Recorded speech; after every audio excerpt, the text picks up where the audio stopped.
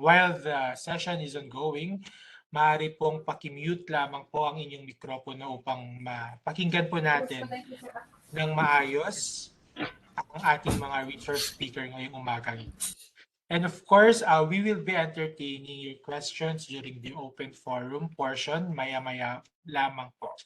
And we will be giving you your certificate of participation as long as sinagutan po ninyo ang aming evaluation link, which we are going to forward po later on after all our resource speaker ay natapos na po silang makapag-discuss.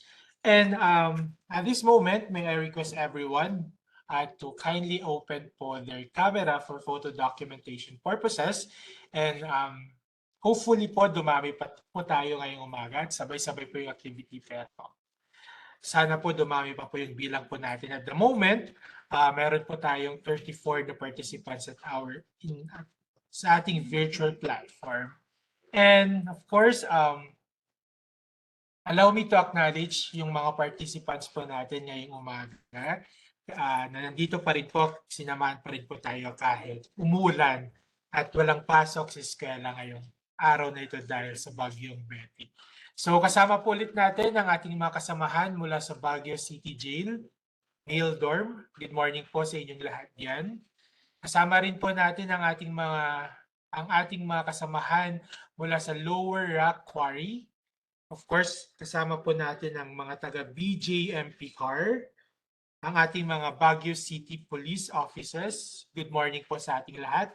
Ang ating mga kasamahang barangay officials mula sa iba't ibang barangay ng Cordillera, ang ating mga healthcare workers, kasamahan po nating mga empleyado dito sa hospital. Isang magandang umaga po sa ating lahat. And to formally start our activity today, allow us to hear a message coming from the head of the Public Health Unit of our hospital, Dr. Leopard Pangonilo.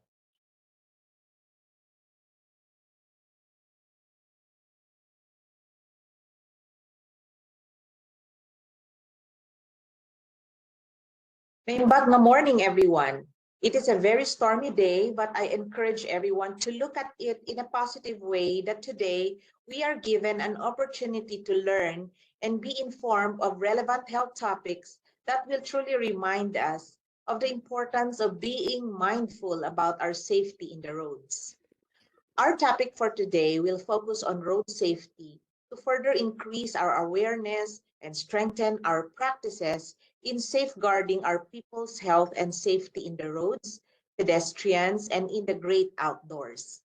We are very fortunate to have with us today our invited speakers who will be sharing their knowledge and expertise on the topic. I hope that you give us your full attention and cooperation as we learn together from them and eventually be part of our network of health and safety advocates in the promotion of road safety in our respective communities.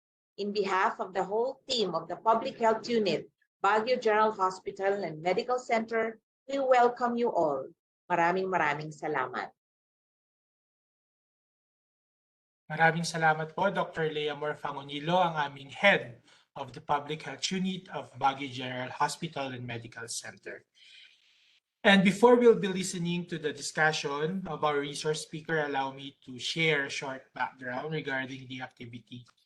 So it is estimated that 1.2 million people die yearly from road traffic accidents. Adopting a vision of zero road traffic death with an interim target to reduce the road death rate by at least 20%. Road Safety Month is celebrated yearly in the Philippines every month of May. Through Presidential Proclamation No. 115A, declares May as Road Safety Month to promote road safety and raise awareness of the health impact and economic costs. In celebration of the Road Safety Month, our Public Health Unit, of course, in partnership with the Traffic Enforcement Unit of Baguio City, the Department of Pediatrics, and the Philippine Pediatric Society Northern Luzon Chapter, is conducting nga po ito. Usapang Salun-at sa Komunidad Special Edition. This is in celebration with our Road Safety Month.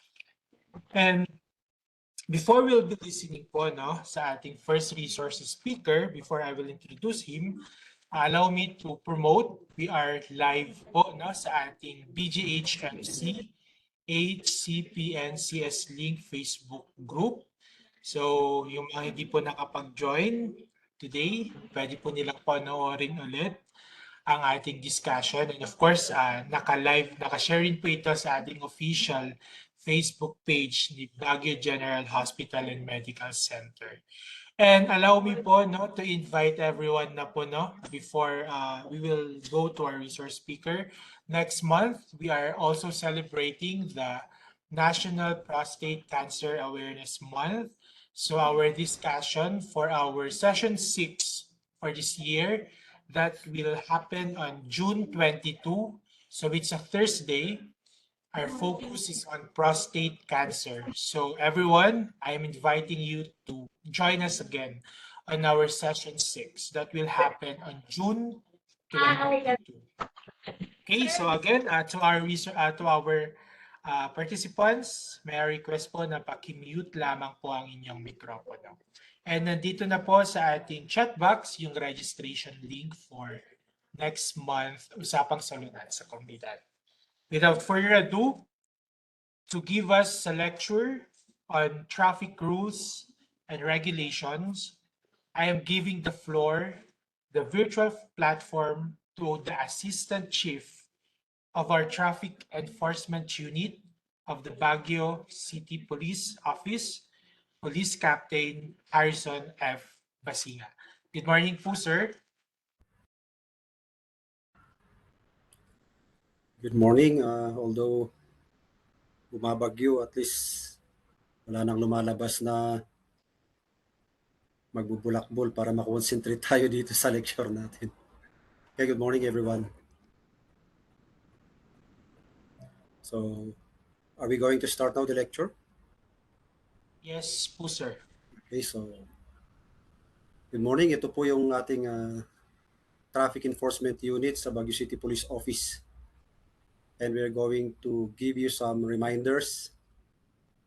Or sa mga iba, siguro bago ito sa kanila. While sa mga veterano, mga datihan, it's a reminder or a review on your part. Okay, so we're going to discuss about traffic rules and regulations and road safety. Nagko-coincide tayo sa Road Safety Month. And for everyone, once again, good morning. Please bear with us. Kung may hindi marinig po, hindi maintindihan, please feel free to inform. Hindi nyo maintindihan or hindi marinig. May ask po kung mga participants natin kung naririnig po lahat. Any reactions po dyan? Sir, loud and clear po, sir. Loud and clear? Yes, pa. Okay, thank you very much. Okay, we now proceed. Next.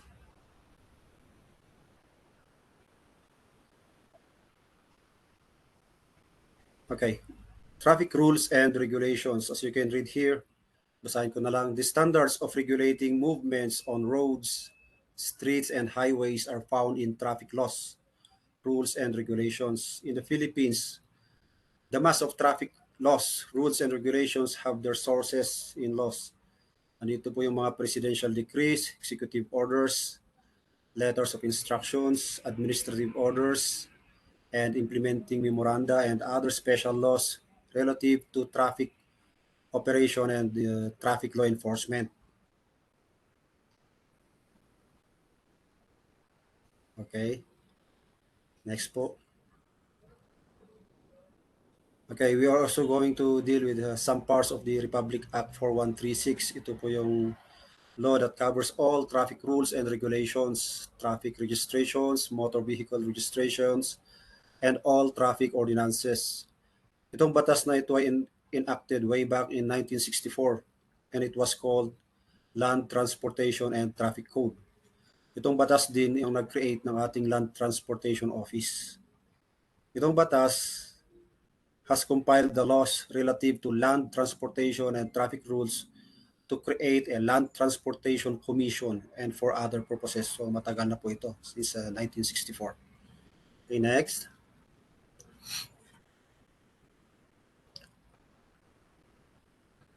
The common traffic violations. The required motor vehicle accessories. May mga vehicle owners na kung ano-anong nilalagay na accessories sa sasakyan na hindi naman ino-authorize ng ating Land Transportation Office o ng ating Land Transportation Law. Every motor vehicle when operated on a traffic way should have the following specified accessories. Nasa Article 4 ng Section 34 of the Republic Act 4136 as amended for the specifications of these accessories. So, included na yung tires of motor vehicles, yung brakes, yung preno natin, yung busina. May mga iba dyan na napakaingay ang busina nila. It does not coincide with the requirement of the LTO. Yung headlight or auxiliary lights, dapat yung mga LED light ay directed downwards. Yung iba, pag nakakasalubong mo sa kalsada, yung headlight nilang napakalakas. It will cause a distraction on the driver na sasalubong niya. Yung tail lights natin or signal lights, dapat maganda, maayos mo ngayon and authorized. Yung stoplight, dapat kompleto po yung red light sa likod, stoplight. Yung iba, bulding, tatawag na bulding, walang isang stoplight or red light. Yung motorcycles and other vehicle lights na hindi authorized, tulad ng sabi ko, yung LED light, LED, light emission diode na lights, napakalakas po nun, hindi po authorized yun, lalo na kung naka-direct sa kasalubong na sasakyan. Yun lang siguro, ginagamit lang ang LED light kung within 4 meters lang, directed downwards yung LED light na yun. Okay? Next.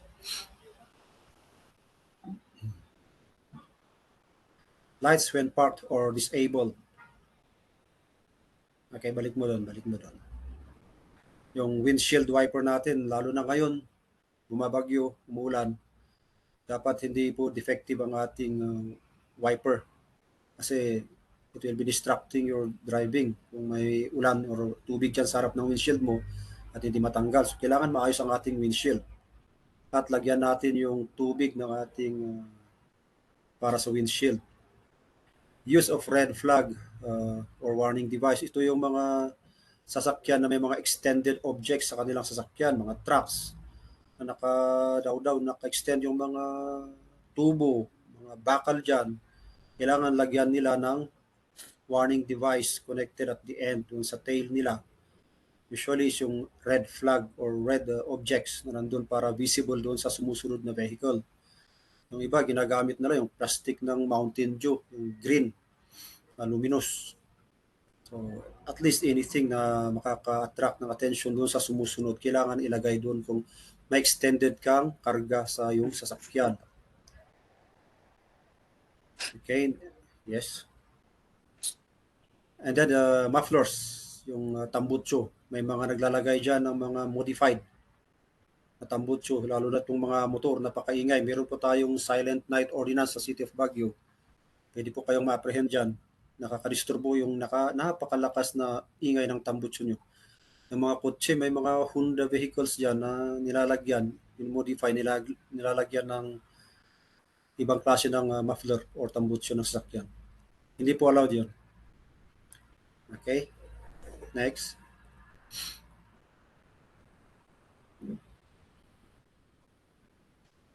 The Motorcycle Helmet Act of 2009 or Republic Act number 10054.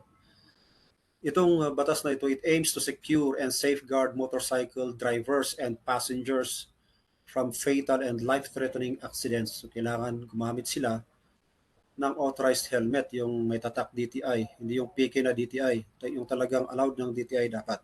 Therefore, drivers and back riders, o dalawang tao lang, should wear protective motorcycle helmets. Anyone caught not wearing a protective helmet while driving a motorcycle must pay the following penalty. 1,500 for the first offense. Ito po dun sa temporary operator's permit, yung TOP na ini-issue ng LTO. So 1,500 first offense. And second offense, 3,000. Patas na patas yan. Third offense is 5,000. And then succeeding offenses, 10,000 and confiscation of license. Kung yung TCT, ang traffic citation ticket na ini-issue ng Baguio City Police Office enforcers ay it costs about 500. Okay? Next. Obstruction of traffic. So obstruction to traffic, ito yung operating a motor vehicle in such a manner as to obstruct, nakaharang ka, block or impede the passage of another vehicle. Yan po ay prohibited. This prohibition applies even when discharging or loading passengers. Yung mga iba dyan, two-way traffic na yan, mag-i-stop na kung saan-saan part ng kalsada. Ngayon, thereby obstructing yung nasa likod niya, kailangan yung nasa likod niya mag-overtake. Yun naman, mag-overtake na yun, makakasalubong din niya yung opposite direction. Nagkakapos na ng accident, nagkakapos ng volume of traffic. So, meron po tayong designated loading and unloading areas. Doon pa tayo mag-load and unload. Sa mga jeepney drivers, taxi drivers, doon na lang po tayo mag-unload sa loading and unloading para hindi tayo matikitan, hindi tayo maka-obstruct. And also, para safe naman yung mga binababa nating mga pasaheros natin. Kasi kapag natikitan ka, yan, 500 pa rin yan po. Sa TCT is 500. Okay? Next. Illegal parking. Ang obstruction, yung nakaharang ka doon sa daloy ng traffic, parang pareho rin sa illegal parking. Although yung illegal parking, ito yung nakapark ka unattended or attended on any highway wherein the driver thereof tinurn off na yung makina, the engine. Nakastop na yung motor niya. And then, minsan naka-handbrake or yung iba nga hindi naka-handbrake. Itultuli din dilugan. Okay, no driver shall park a vehicle or permit it to stand whether attended or unattended upon a highway in any of the following places. So dito po, it is considered illegal parking kung within an intersection. Hindi po paradahan ang intersection. On a crosswalk or pedestrian lane. Hindi po paradahan yung pedestrian lane. Palagi pong mayroon tayong nadadaanan along Ligarda Road doon sa harap ng Mercury Drugstore. Ang rason, bibili po ako ng gamot. Haharangan na niya yung zebra lane o yung pedestrian lane. Hindi po rason yun na dahil bibili ka ng gamot dyan sa Mercury, ay haharangan mo na yung pedestrian lane. That is a no-no. Okay, so illegal parking pa rin yun. Or within 6 meters of the intersection of curb lines, yung sa mga kurbada, mga kurbang lugar, delikado, lalo na't paakyat, nagparada ka doon. So, hindi mo makikita, di ba, yung nasa kabila, yung nakakasalubong ng isang mag-overtake dahil nakaparada ka doon. It is causing accident. Within 4 meters of the driveway entrance to yung fire station, hinarangan mo na yung labasan ng mga fire truck. So, illegal parking po yun pag pumarada ko doon. 4 meters sa fire hydrant. Ikita natin yung mga fire hydrant sa mga kalsada. Some painted yellow, some painted red. Doon sa John Hay is red sa kanila. Dito sa labas, public roads ay yellow ang pinturan ng mga fire hydrants. Ito yung mga, kung may emergency, halimbawa may sunog, dito nagko-connect yung mga, kino-connect ng mga fireman yung hose nila as a source of water. So bawal po harangan yun o paradaan. 4 meters from the hydrant and 4 meters away. In front of a private driveway. So alam mo nang driveway nila, yan ang labasan nila, haharangan mo pa. Not unless ikaw yung may-ari ng driveway. Sige, harangan mo yung driveway mo. Provided you are not blocking also yung sidewalk. So kung driveway mo yan, pero sidewalk naman sa harap mo, pwede ka pa rin matitikitan. Kahit sabihin mo, bahay ko yan eh. Driveway ko yan eh. pero you're on top of a sidewalk. So meron pa ring illegal parking. In front of a private driveway, okay. On the roadway side of any vehicle stopped or parked at the curb or edge of the highway. Kung na-discuss na kanina yung kurbada. Any place where official signs have been erected prohibiting parking. So meron po nakalagay doon na P, tapos may slash na red, sign po ng no parking. Doon ka pa rin pumarada. Sa ating traffic citation ticket, that will cost you 500 pesos. Okay, next. Reckless driving.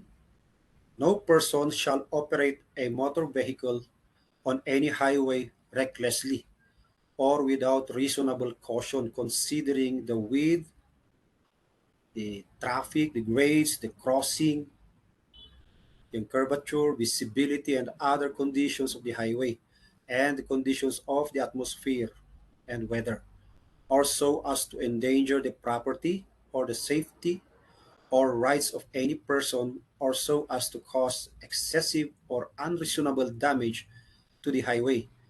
Alam mo na nga bumabagyo, mataas yung tubig, ang bilis-bilis mo pa.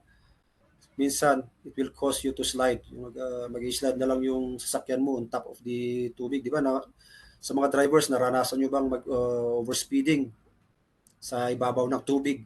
Kung minsan, hindi mo makontrol yun, mababangga ka na lang kasi hindi kumakapit yung gulong doon sa matigas na part ng highway. Instead, nasa ibabaw ka ng tubig. Bibilisan mo pa. That is driving recklessly. Tapos yung mga, alam mo na may mga signages, may mga harang na nilalagay, bibilisan mo pa. Yung mga, halimbawa, pedestrian crossing ng mga estudyante, mabilis ka doon, that is reckless driving. Yung bang may nagre-repair doon sa harap mo, tapos overtake ka, and then another one, mag-swerve ka sa kabila, balik ka naman sa ibang lane. That is reckless driving. Understandable naman siguro sa inyo yung reckless driving. It is causing imminent danger, damage, or it might cause damage or injury to persons. Okay? Next. Driving while under the influence of liquor or other prohibited drugs. Nandito po sa Section 53 ng Republic Act 4136. There is an Anti-Drug and Drug Driving Act of 2013. Ito yung Republic Act 10586. Also known as an act penalizing driving under the influence of alcohol, dangerous drugs, and other similar substances. Former President Benigno Aquino signed this law on the 27th of May in 2013. So bagong batas. It is a law that convicts drivers and gives law enforcers the power to indict and imprison drug and drunk drivers. Law enforcers use a device to conduct a sobriety test on drivers to determine whether they are under the influence of alcohol or dangerous drugs called breath analyzers, pero wala pa namang na-purchase para po sa amin na breath analyzers. What we're doing is we'll bring itong mga suspected persons of having used alcohol or drugs doon na lang sa hospital, and then the doctors will declare kung siya ay under the influence of drugs or alcohol, or we will bring it to the crime laboratory for drug test. Should drivers refuse to undergo such tests, they will be penalized or their driver's license will be confiscated. Okay, if the violation thereof did not result in physical injuries or damage to property, then he or she will receive a penalty of 3-month imprisonment and a fine that ranges from 20,000 to 80,000 pesos. So yan yung minimum. Halimbawa nga, kung naka-injury siya, nakapatay, so it will be a higher penalty. Hindi ko nilagay dito yung higher penalty niya. Okay? Hitching on to a vehicle. Nakikita natin, usually dito sa paakyat ng mga kalsada, example sa Cannon Road, yung mga bikers, hindi nila kayang umakyat na ng Cannon Road, sumasabit na sila sa mga jeepney or trucks. Delikado yun, and that is not allowed. The following practices prohibited: hanging on to or riding on the outside or rear end of any vehicle, holding on to any moving vehicle, whether on foot or otherwise, driver allowing any person to hang on to or ride outside of or at the rear end of the vehicle. Nasa Republic Act 14136 pa rin yan. So yung mga pagsasabit ha, sabit-sabit ka, hahawak ka dun sa likuran ng truck just to pull you up sa Cannon Road. Pati yung driver matitikitan at ikaw na rin na nagsabit doon. Next.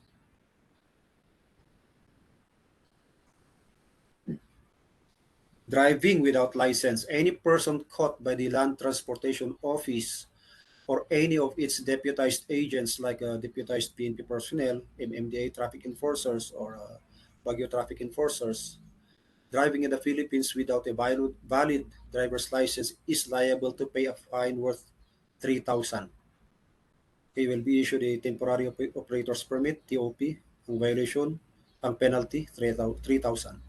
This includes driving with an expired license or revoked license, suspended license, inappropriate or peke na driver's license, tourist driving a motor vehicle with a valid foreign driver's license beyond the 90-day maximum allowable period.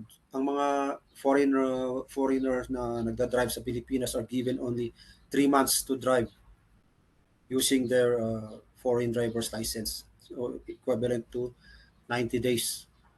And a student driver driving without or not accompanied by a properly licensed driver. So yung mga student drivers, dapat sa tabi niya ay mayroong properly licensed driver holding a professional driver's license. Ang hindi po license yun, permit ay ginagamit lang para matuto yung estudyante na mag-drive. So it's called a student permit. It's not a license. So after yung driver's permit mo na, you can apply now for a driver's license. Student permit to driver's license. Okay? Colorum vehicle. The Colorum Motor Vehicle Ordinance number 55 series of 2017. So bagong-bago na rin. A motor vehicle is considered operating as colorum under any of the following circumstances. A private motor vehicle operating as a PUV, public utility vehicle, but without the proper authority from the Land Transportation Franchising and Regulatory Board or LTFRB. Wala siyang franchise. So private na sasakyan. Yung mga vans, nakikita nyo ba, mga vans dyan na private vans, ginagamit na sasakyan para mag-load ng mga passengers na per head, mga biyaheng Isabela, biyaheng Cagayan, biyaheng Dagupan, La Union, biyaheng Biskaya. Pwede nagcha-charge sila ng bayad. That is colorum. Wala silang franchise. A PUV operating outside of its approved route or area without a prior permit from the board or outside exemptions provided under existing memorandum circulars. Halimbawa, yung kahit na jeep ka, may franchise ka, pero iba yung ruta mo. Halimbawa, Baguio La Trinidad dapat ang ruta mo, nabibiyahe ka, Baguio Pacdal. That is colorum. Ang PUV operating differently from its authorized denominations, example, those approved as school service. Pang school bus ka lang, tapos ginamit mo na yan na pang travel ng mga pasaheros from Baguio to Bacacag. School service ka lang naman pala. That is also colorum. You're from a different denomination. A PUV with suspended or cancelled CPC, Certificate of Public Convenience. Na-suspend na yung CPC mo. Tapos bibiyahe ka pa rin. That is colorum. And the decision order of suspension or cancellation is executory. So mayroon ng decision for you na cancel na talaga yung CPC mo pero bumibiyahe ka pa rin. That is colorum. A PUV with expired CPC and without a pending application for extension of validity, timely filed before the board. So halimbawa, nag-expire na yung CPC mo pero meron ka namang pending application doon sa LTFRB. Although suspended, pag na-apprehend ka namin, suspended siya, pero meron kang pinapakita naman na ongoing naman yung application mo, hindi mo kasalanan yung delay ng approval ng franchise mo. Kasalanan na yun ng LTFRB. So you're allowed. Pero kung wala kang pending application sa LTFRB, you're operating colorum. Ang TOP penalty niyan is 200,000. So 200,000, sayang naman, ano? And then may impound pa yung vehicle mo. Nakikita nyo doon sa Bukal at Trinidad, yung impounding area ng LTO. May mga sasakyan doon na na-impound. Yun ay mga na-impound for colorum. Yung iba hindi na nila kiniklaim kasi yung marketability ng vehicle nila, nakita nila kung 200,000 yan, tapos kukunin ko at old naman ng sasakyan, iwanan ko na lang yan. Bibili na lang ako ng bago. Yun ang ginagawa nila. Pero kung TCT, ang na-issue sa'yo, yung traffic citation ticket for operating colorum, that cost you 5,000 pesos. Okay, thank you. Next. Number coding. Okay, ito na siguro yung baka may magku-question sa inyo dito. Suspended po ang coding ngayon, inclement weather. Mayroon pong executive order from the city mayor. The number coding scheme, also called the Modified Unified Vehicular Volume Reduction Program or UVVRP, is a traffic management strategy. Hindi po basta-basta ginagawa itong number coding scheme. Ito po ay strategy for reducing the number of cars and ultimately easing congestion on the road. So, mababawasan ang sasakyan sa kalsada. Kung walang number coding scheme, everybody will bring their vehicle sa kalsada, kayo rin. Hindi kayo makakamove sa traffic. Hindi kayo makakapunta sa pupuntahan nyo dahil puno na ang kalsada. At ang capacity lang naman ng Baguio City, ang liit-liit lang naman eh. Kung lahat ng tourist residents ay magbibiyahe na, gagamitin ang kalsada natin, it will create a gridlock. We enforce the coding scheme to avoid traffic jam in which a grid of intersecting streets is so completely congested that no vehicular movement is possible. Okay? Ordinance number 001-2003 or the number coding ordinance allows suspension of the number coding scheme by an executive order. Kaya ngayon po na-suspend through an executive order only for calamity. Dito po, pakibasa nyo, calamity, emergency, and city-sponsored or co-sponsored activities. So calamities, tulad ngayon, typhoon, earthquake, flooding. Okay? At saka, the last time was yung pandemic. Nag-suspend tayo ng coding doon, pero hindi naman allowed lahat lumabas. May mga APOR, authorized persons outside the residence naman, na na-enforce. So wala pa rin lusot. Ano? Tapos emergency. Dito sa emergency, ito yung maraming question dito eh. Paano kami mga doctors going to our work? Emergency. Meron na pong mga anak doon. Coding ko po, I have to go and attend doon sa patient. Okay, exempted yan. Emergency yan. Pero pagbalik mo, going to your house na pauwi, that is no longer emergency. Ano po doon, ano? We allow emergency case only. Halimbawa, yung mga private vehicles din naman na naka-flasher dyan, may tinatakbo sa hospital, that is emergency. Consideration naman yan eh. Kasi nasa ordinance din naman na emergency. Pero yung iba, may mga recently lang, itong last 2 months, may mga Unified Vehicle basta profession, okay? Unified Vehicle Volume Reduction Medical profession, sabi nila, doktor po, may emergency lang nalakad. Pero nung sinundan ng motor, hindi naman sa hospital ang pinuntahan, iba naman.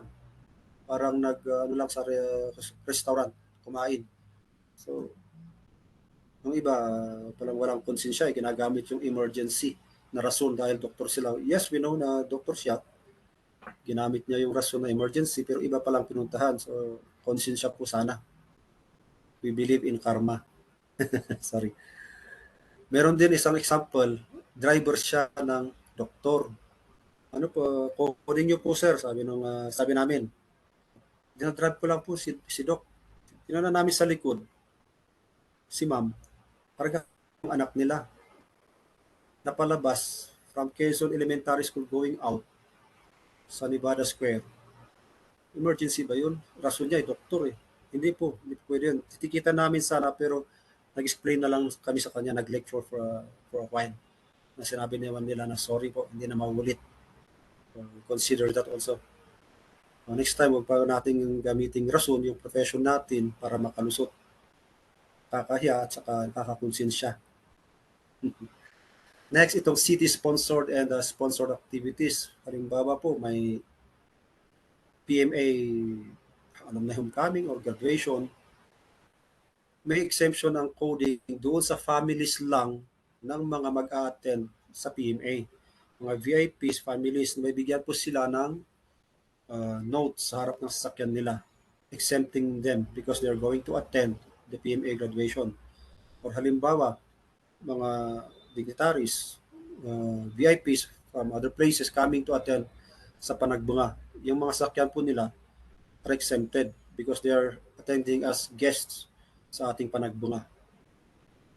Ito yung sponsored activities natin. Okay po? Number coding is from 7 a.m. po. 7 ng umaga hanggang sa 7 p.m. ng gabi. Covering major roads of the Central Business District. Tourists are not exempted from the coding ordinance. Yung temporary plate numbers, conduction stickers authorized by LTO na gamit ninyo kasi hindi kayo na-issuean ng plate number at ang authorized na gagamitin nyo ay itong mga conduction stickers, yung end number, yung last number po, yun po ang base namin for coding. Halimbawa, 140103, yung number 3, yun po ang coding ninyo. Or yung conduction sticker na P3Z R345, yung 5 ang magiging last number ninyo, yun po ang base ng coding ninyo. The penalty is 500 po. Iba po tayo sa coding scheme ng National Capital Region or Manila. Sa kanila, meron silang window hour. Kasi ang lawak ng Metro Manila eh. Unlike Baguio City, hindi tayo makakapagbigay ng window hour. Kung mag-window hour ka dito, pareho pa rin. Traffic gridlock pa rin. Sa kanila, sa NCR, 7, walang, coding nila is 5 a.m. to 9 a.m. or 7 a.m. to 9 a.m. And then sa hapon, 4 p.m. to 8 p.m. Pwede kang magbiyahe ng mga 10 a.m. to 4 p.m. Mga ganong oras. There's a window hour. Pero sa atin sa Baguio, wala po. Diretso po yan, 7 a.m. to 7 p.m. coding po. Bawal pong bumiyahe ang may mga ending na bawal sa araw na yon. Holidays are not included in the suspension of coding.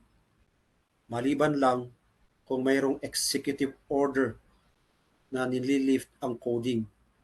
Merong complainant, nag-complain sa Malacanang, kinukomplain ng ating City of Baguio.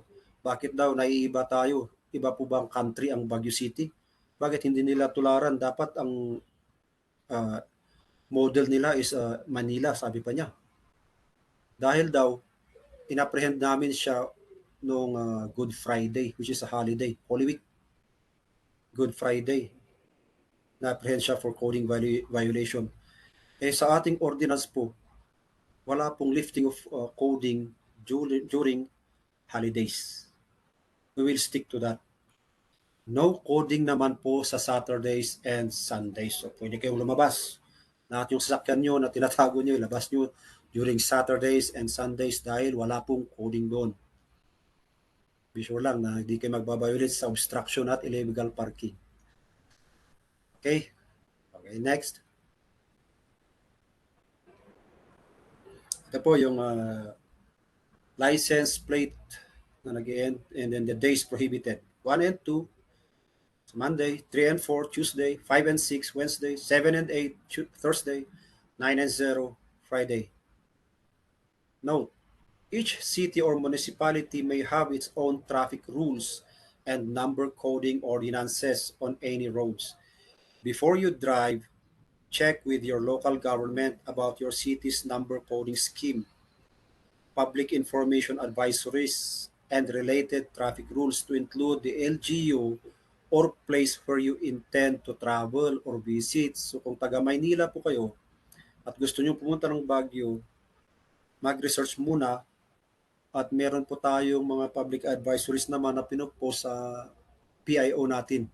So through Facebook, pwede tayong mag-scroll doon at tingnan yung mga rules na pupuntahan nyo dito sa Baguio, yung mga dapat iwasan. So may coding pala sa Baguio. Monday to Friday, hindi pala exempted ang holidays. Okay? So next.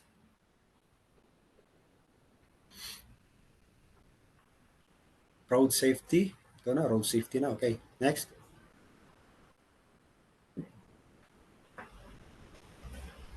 In 2022, the months of October and November were the deadliest in terms of road accidents. Dito kasi sa year na ito, dito na nag-o-open from pandemic. Nag-o-open na slowly yung mga kalsada natin. Nagre-relax na yung mga checkpoint natin. Kaya tumaas na yung road accidents dahil sa volume ng vehicles. At very eager na yung mga tao na magmaneho dahil nawawala na yung pandemic.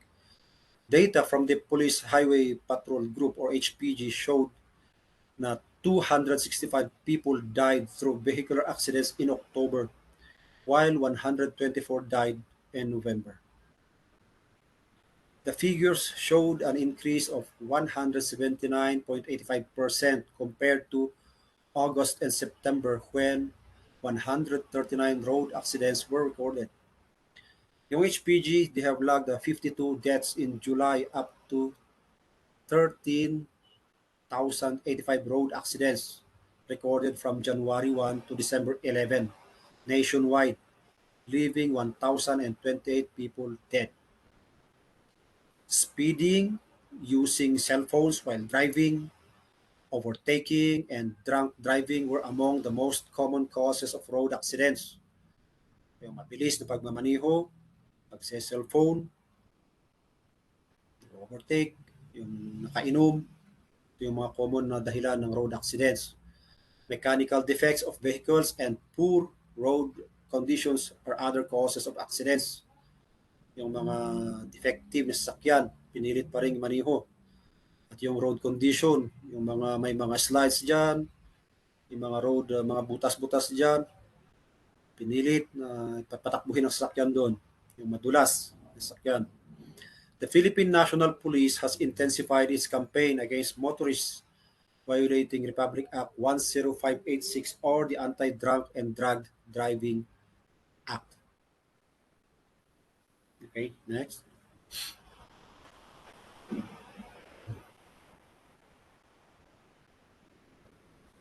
Okay, showing you the graph of the Baguio City Police Office vehicular traffic accident record. In 2016, ganyan po siya kataas. Akyat siya 2006, 16, okay. Going up to 2017 and then 2018. So kikita nyo, the trend is before the pandemic. Tapos 2019, bumaba siya. 2020, yung pandemic, mababa. And then sa 2022, nang nag-open na tayo ng makalsada natin or checkpoints, slightly going up. And then up now, 2023, yan pa ang data kasi mag-June pa lang naman tomorrow. Baka mag-i-increase pa yan hanggang December sa mga Unitide season. Okay, next.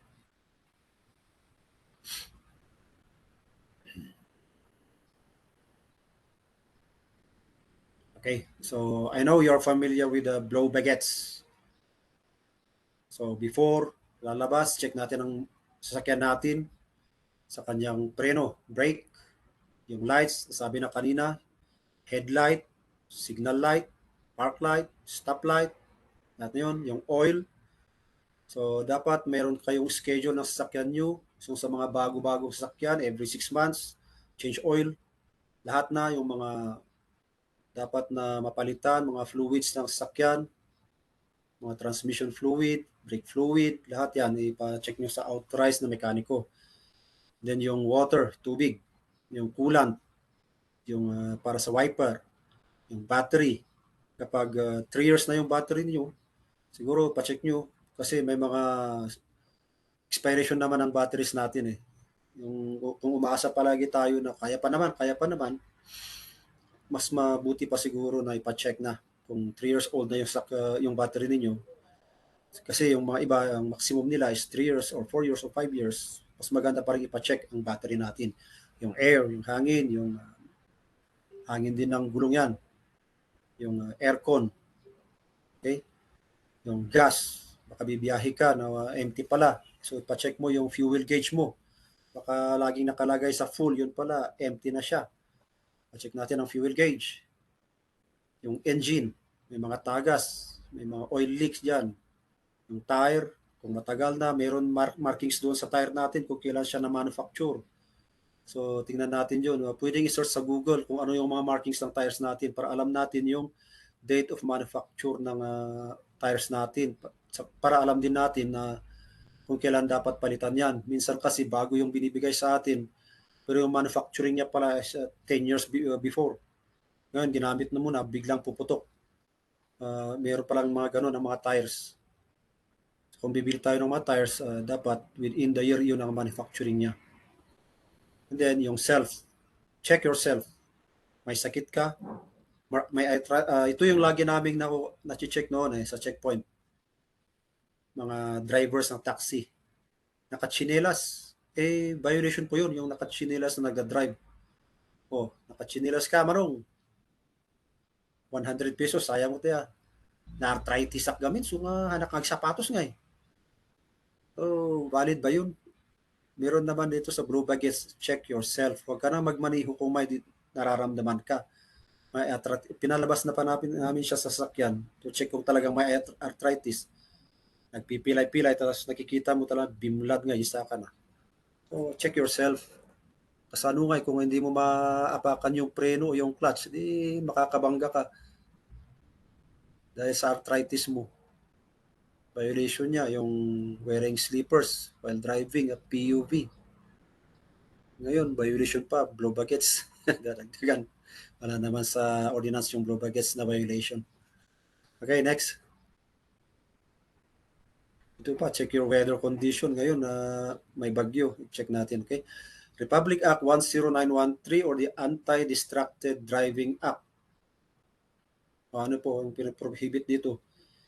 Yung distracted driving by restricting and penalizing the use of mobile phones and other electronic devices while driving on any public thoroughfare, highway, or street in the Philippines. Buti kung sa compound mo lang, private compound mo, magdadrive ka, magse-cellphone ka, manunod ka ng TV sa harap ng steering wheel mo, okay lang kasi nasa private compound ka. Pero kung nasa public ka, na kalsada, kung saan lahat ng mga tao ay doon dumadaan, it is a violation of Republic Act 10913. Pagse-cellphone, pagsasagot, pati na rin ito, naka-headset ka na nagda-drive. Hindi ka na attentive sa mga busina, ng mga whistle ng mga traffic enforcer, yung bumubisina. Halimbawa, sa intersection, naka-headset ka. Tapos may bumubisina pala dyan na, or siren, hindi mo marinig, emergency, dumiretso ka, accident. The Act covers all kinds of land transportation vehicles, whether public or private, to keep your eyes on the road and your hands on the steering wheel. Ang mata nasa kalsada at yung kamay nasa steering wheel, hindi nasa cellphone. Kahit po matik yung sasakyan nyo, wala pong exemption doon sa Republic Act 10913 na kung automatic yung sasakyan, pwede siyang mag-cellphone. Wala po doon, naka-indicate doon. This law was signed in July 21, 2016. Ang motorista na nahulihan na nag-violate ng batas na po ito na will be fined 5,000 for the first offense, 10,000 sa second offense, and 15,000 sa third offense, plus suspension of his or her driving license for 3 months. And then, akyat yan. Erring drivers of public utility vehicles, school buses, school service vehicles, and common carriers hauling volatile, flammable, or toxic materials shall be fined 30,000. So mas delikado ang mga dinadala mo or nagdadrive ka ng school bus, toxic substance ang karga mo, mas mataas pala ang penalty, 30,000, and suspension of their driving license for 3 months. The same penalty applies to motorists caught in violation of the Act within a 50-meter or 160 feet radius of school premises. Nagsiselfone ka, malapit sa mga paaralan, o pedestrian lanes ng mga paaralan, mataas pa lang penalty pag doon na location ka na-apprehend. Okay? Because mas accident yan eh. Marami kang ma-accidente na tao doon. Mas mataas ang penalty. A fine of 20,000 pesos and verification of driver's license, provided that the implementing agency may increase the amount of fine herein imposed once every 5 years in the amount not exceeding 10% of the existing rates sought to be increased, which shall take effect. So, pwedeng ang LTO, LTFRB, mag-increase siya ng penalty. Okay? Next. King of the Road Ordinance. Nasa Google po natin ito. Dito sa Baguio, meron tayong King of the Road Ordinance. Ito yung Ordinance number 07 2010, passed in 2010. Ordinance 07 2010 requires all motorists to fully stop for 5 seconds before pedestrian lanes or slow down upon approaching a pedestrian lane to allow people to cross. Paano po malalaman na yung tao ay magkukross? Once na yung paa niya nakaapak na doon sa kalsada sa pedestrian lane, may intention na siyang magkukross. Or kahit na hindi nakaapak doon sa pedestrian lane, kung nakikita mo naman na siya ay galing sa sidewalk and ang intention niya is to cross, mag-i-stop ka na kahit malayo ka pa lang, and then for 5 seconds, allow them to pass, or hanggang sa maubos yung mga tao na mag-i-intend to cross sa pedestrian. Yung 5 seconds mandatory stop is for you to observe naman kung may mga taong mag-cross. It does not mean 5 seconds lang yung stop tapos go ka na. No. Yun yung time for you to observe kung may mga mag-cross. Okay?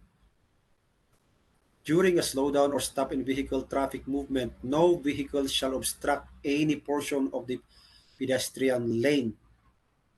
Halimbawa, nagka-traffic na. Huwag mong ipilit yung vehicle mo doon sa pedestrian lane. Leave the pedestrian lane open. Common sense naman siguro yun. Halimbawa, ikaw naman yung pedestrian na magkukross sa kalsada tapos naharangan yung pedestrian lane. Kung napanood nyo sa mga FB post no, sa ibang country, aakyat pala sila sa sasakyan na nakaharang sa pedestrian lane. Ano? Sa Japan, ganun ang ginagawa. The pedestrian lane must always be free from any vehicle, starting from each borderline to the other. So from end to end, dapat open yan kung may traffic na. The Baguio City Police Office shall be tasked to implement this ordinance. To fully implement this ordinance in all streets, the BCPO, when practicable, shall designate or assign traffic enforcers, police auxiliary, barangay tannots, and members of the Public Order and Safety Division or POSD to man the pedestrian lanes. Nasa Section 3 ng King of the Road Ordinance yan. Ang penalty sa first offense is 1,000 pesos. Second offense, 2,000, and increasing to 3,000, and succeeding, 3,000, 3,000. Kung may pera kayo, kailang gumasto ng ganitong amount sa penalty. Okay, so we'll observe and respect ang pedestrian natin. Give them the space where they will cross. Next. Okay, so hanggang doon lang para. So the end of presentation. And then, baka unahan ko na kayo. Baka may magkukwestiyon sa inyo. Are you still allowed to baklasing and confiscating mga license namin? Okay, next. Ikuan mo nga yun, Norma, sa next slide. Ay, hindi ko mabasa. Kaya na lang po babasa. Ito po yung memorandum circular ng ating DILG Secretary na sinasabi dito,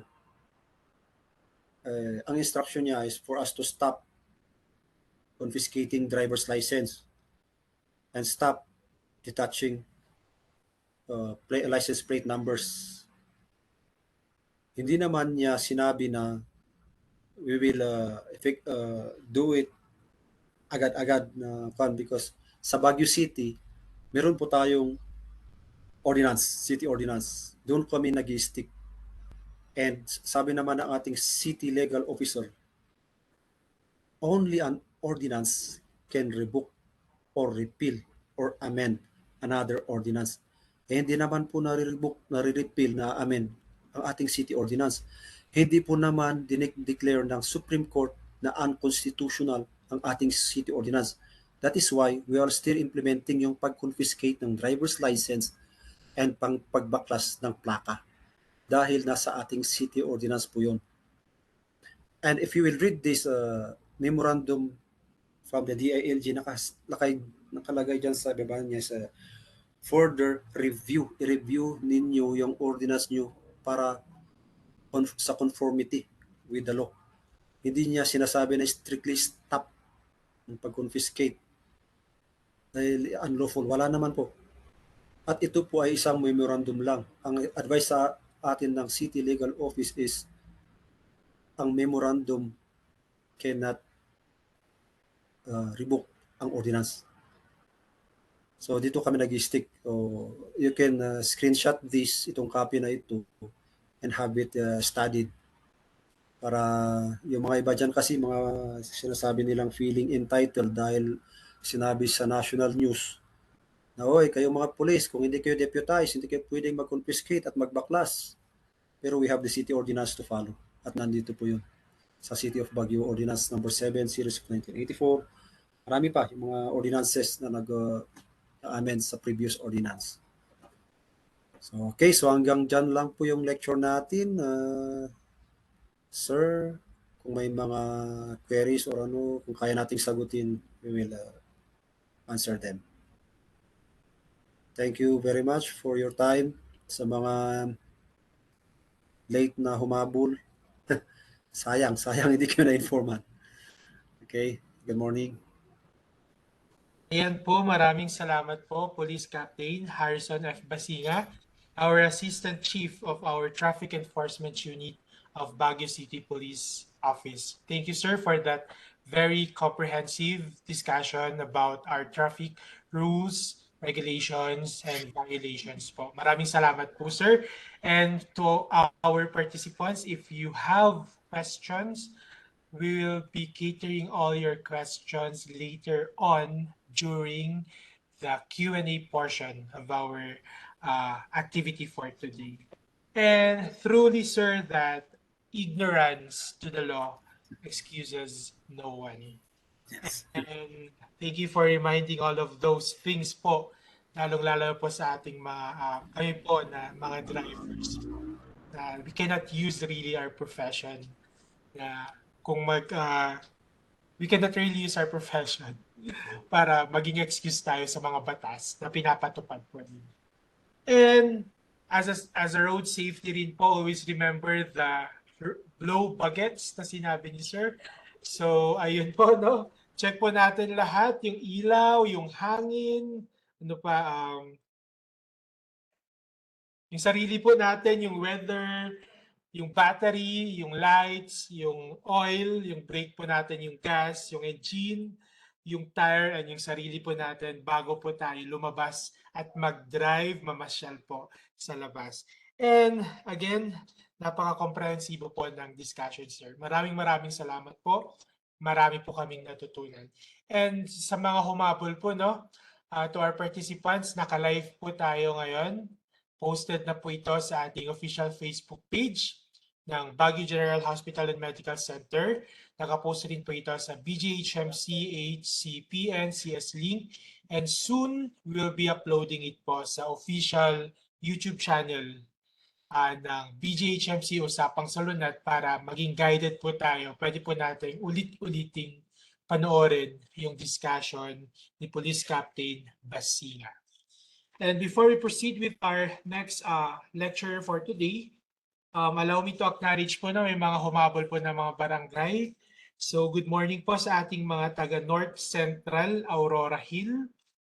Good morning rin po sa ating Lourdes Subdivision Extension, Middle Rock Quarry, and of course yung mga bagong pasok po na mga kasamahan po natin mula sa BJMP, sa ating Department of Pediatrics ng hospital. Magandang umaga po sa ating lahat. Moving forward with our next lecture to give us a discussion on pedestrian and road safety for children naman. I am now giving the virtual floor to one of our medical officer 3, coming from our Department of Pediatrics, Dr. Franz Emmanuel Sidro. Good morning, Doc. Good morning po. Let me just present the slide.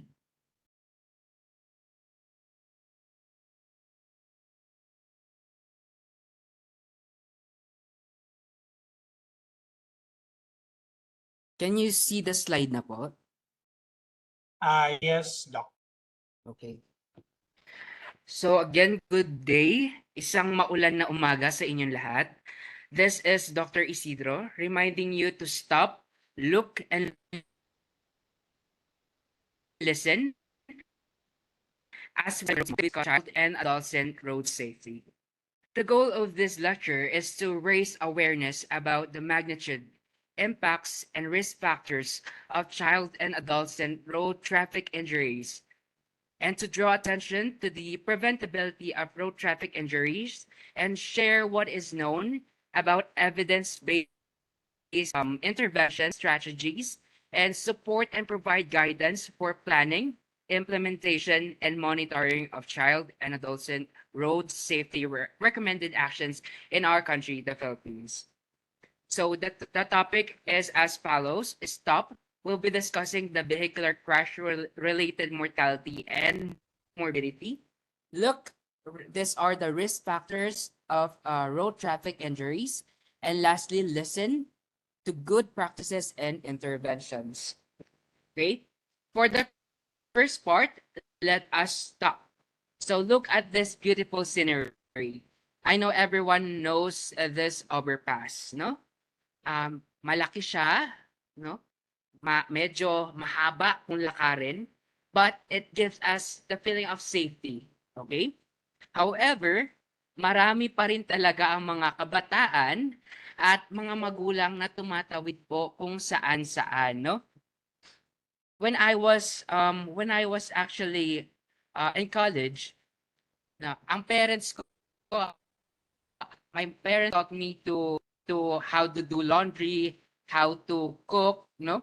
Pero one thing yung nakalimutan nila, they forgot to teach me how to tumawid sa daan. Yan yung nakakalimutan nila.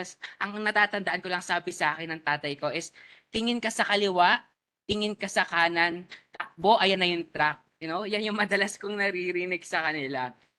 But tulad ng mga kabataan, no? Minsan sumasabay na lang tayo kung saan maraming tao, kung saan sila tumatawid, which is actually wrong, no? When I was in college, I have to walk about 15 minutes, no? Para makapunta lang sa university. And I have a choice. It's either I walk to a 4-lane or to walk to a medyo mas malayo, no? Overpass, but it's safer. But however, one time, late na ako and I have my examination. Yun na yung time na, oops, kailangan ko na to. Kailangan ko nang tumawid dito sa pedestrian, no? Sa pedestrian lane. Good thing, meron po tayo mga police officers, no? We just have to listen. We just have to be mindful of the situation. Okay? Tulad nga sabi ko or turo ko sa mga kabataan when I'm doing the road safety lecture last May 20, no? You have to use not only your eyes but also your other senses. You use your ears, no? Baka mamaya may bumubusina. You use your hands, no? Stop. You can say stop or you can use hand gestures, signals na tatawid ka para alam din ng drivers. Okay? So more than that, road traffic injuries are the leading cause of death for children and adolescents aged 5 to 19 years, as presented in this table from the World Health Organization. In fact, more children aged 5 to 19 years die of road traffic collision, a total of 169,000. More than yan sa mga cases natin ng diarrhea and tuberculosis actually. Now, worldwide, nearly 220,000 children and adolescents die annually. Now, to compute, that is more than 6,000 preventable road deaths among children and young people each day, or a death almost every 2 minutes. And that is sobrang laki, no? A death every 2 minutes because of road accidents. Furthermore, road traffic injuries are the 10th leading cause of years lived with disability among children aged 15 to 19 years, and 13 overall cause of YLDs for children aged 0 to 19 years. Most of them suffers from chronic disability, including what? Paralysis or loss of parts of their body, no? Now, let us look for the risk factors. Okay? Road traffic injuries are the result of complex combination of risk factors. This includes speed, the traffic volume, the road design, the vehicle safety, road user behavior, and post-trauma care. Now, let us look for the risk factors. So this is what I'm saying. We've done a stop, look, and listen. This is a lecture on road safety for adolescents, which was conducted at the Senior Citizen Hall at Sitio Bejajeng, Tuba, Benguet. So our objective is to promote road safety in adolescents by giving lecture about the recent statistics of vehicular crash in the Philippines, road safety laws, risk factors, and preventive measures. So based on the post-test that we've done, 100% or 18 out of 18 participants attended pass with an average score of 91%. 9 over 18 or 50% of the participant garnered 100% score. 17% of the participant has a score of 90%, while 13 or 33% of the participants garnered a score of 80%. No? One thing that I've learned from these students that they go to school via jeep, no? In other countries, safe ang pagpunta nila sa school. Why? Because they have school buses. This school buses has a seat belts, no? In other schools, they have their own transportation care of the school. However, here in the Philippines, and even based on our observation from this community, they ride on a jeepney, no? So tinatanong ko sa kanila, ano ba yung madalas nyo ginagawa while going through or en route to your school? Madalas daw nagkakwentuhan sila, medyo maingay sa lugar, and that is one of the red flags, no? It can actually cause road crash because of this. So I asked them, can you please identify school bus safety measures? Actually, lahat sila nasagot ang 10 school bus safety measures. That is number 1, maupo na maayos, no? You ask them to sit properly. You ask them, secondly, to put their things beneath their seats or on their lap, no? Third, clear the aisle. Dapat wala pong nakaupo sa aisle ng jeep. Wala po dapat na nakatayo. Wala po dapat nakasabit. Fourth, keep your hands inside the jeep or the school bus, no? Fifth, keep quiet because yung driver natin, syempre, kung maingay ang paligid, hindi niya maririnig yung mga busina from other cars, no? 7, stop playing, no? Hindi po playground ang school bus or ang jeep. 9, avoid eating or drinking, no? Spillage can actually cause road crash.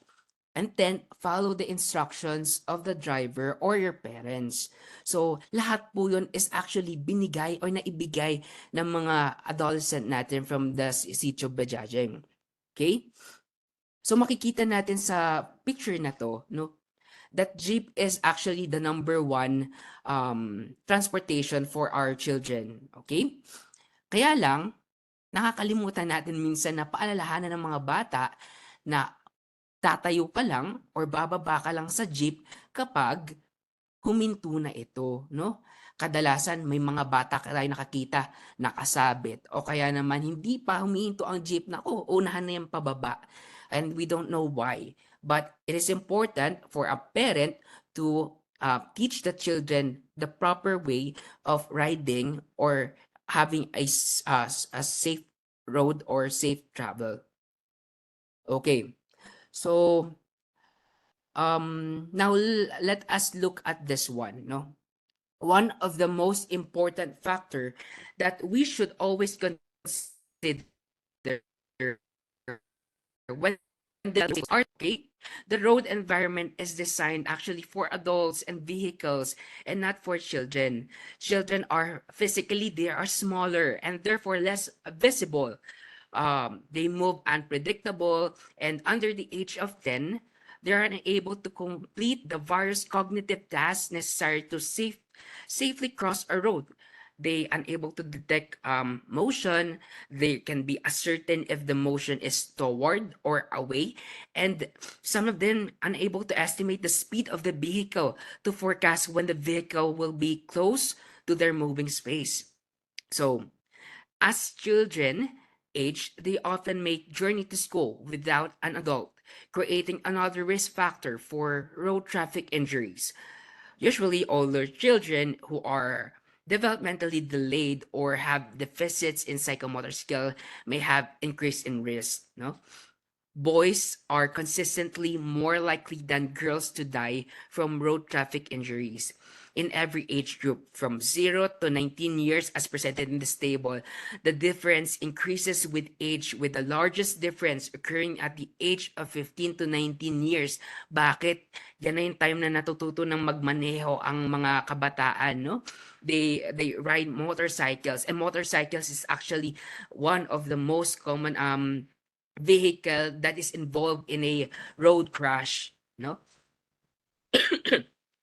The rate of the road traffic injury deaths for boys aged 0 to 19 years is nearly 2 times higher for boys compared to girls. Okay.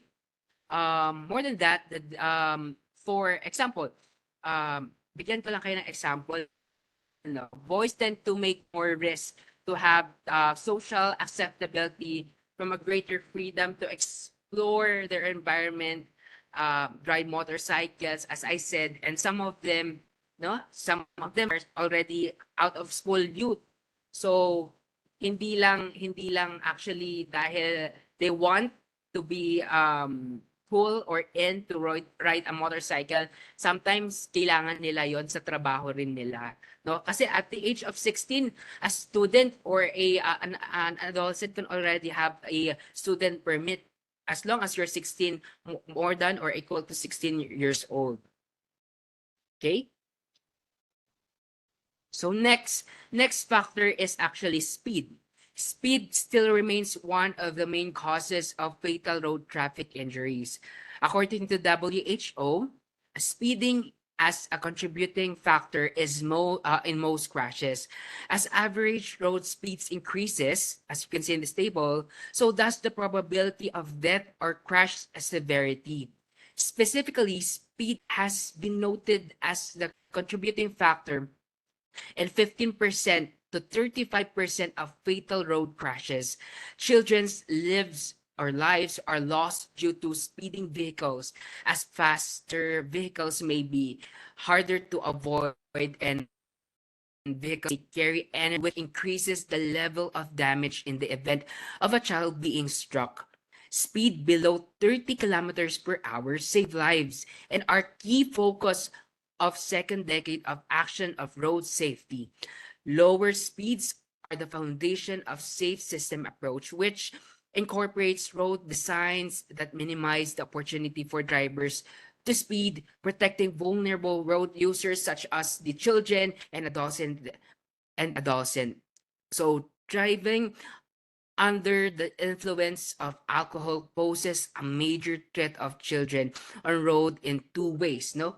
Number one, as pedestrian being hit by an impaired driver, or it could be a passenger in a car driven by an impaired driver. Adolescents may also be impaired driver themselves, di ba? One of our patients actually died because of motor vehicular crash. He's only 18 years old, no? And what causes the death? It's the severe head injury. And severe head injury is actually one of the most common cause of death in this type of vehicular crash. In countries where blood alcohol content testing is not available, such as in here in the Philippines or standard practice, it is difficult to ascertain the role of alcohol in road traffic injuries because police do not test potential offenders at the roadside or in the hospitals. Nonetheless, globally, between 5% to 35% of all road traffic deaths are attributable to alcohol. So all ages are increasingly using mobile phones. No, lahat kahit na 5 years old yan, 3 years old, meron yan ng phones, nanonood na yan ng kung ano-ano sa YouTube. Okay? Observations of pedestrian crossing streets in cities around the world indicates that pedestrian distracted from mobile phone use is a common problem, ranging from 12% to 45%. An even greater threat to safety is distracted driving, talking on the phone while driving, or handheld or using hand-free devices results in a four times increase in probability of crash. This risk increases to approximately 23 times for texting while driving.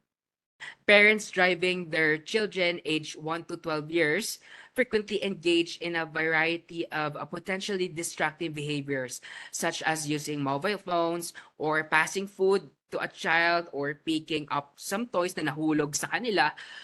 So the other unsafe driving behaviors such as driving while fatigued, speeding along with mobile phone distraction increases the risk of crash. Okay? Now listen. Listen to good practices and interventions. Okay? Human make errors. Okay? According to MMDA, last 2019, which is the highest, noted to have the highest number of road crashes, it's actually 121,000. There are 334 road crashes per day and one fatality each road crash. So there are actually four factors. Human, that's number one. Number two, the machine or the motor itself. Number three is the engineering, the road repairs, yung mga gusali, o kaya naman yung mga nakaharang sa road natin. And fourth, is the environment. Minsan maulan. And here in Baguio, foggy. So these are the four factors that increases the tendency of road crashes.